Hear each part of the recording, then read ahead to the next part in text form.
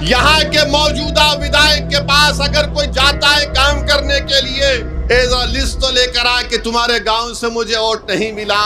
हैदराबाद में हमारे दफ्तर का नाम दारुस्सलाम है, खुला दफ्तर है, कोई दरवाजे नहीं है, कोई भी आकर मुझसे मिल सकता है। मेरे पास बीजेपी के, कांग्रेस के वो तमाम लोग आते जो मेरे मुखालिफ में इलेक्शन में काम किए थे, और मैं अपनी जबान से कभी उनको ऐसा भी नहीं कहता हूं कि क्यों आए यहाँ पर, बल्कि इज्जत देकर उनको बिठाता हूं और पूछता हूं बोलो क्या काम है तुम्हारा। और बहादुर इंसान तो वो है कि चुनाव के बाद वो सबको साथ लेकर चले, वही तो इंसान और नेता बन सकता है। अरे बीजेपी के लोग मेरे पास आकर अपना काम करा कर जाते हैं, और वो मैं अपना काम कराकर मुझसे कहते हो इसी साहब काम तो हो गया मगर चुनाव में मुकाबला करेंगे।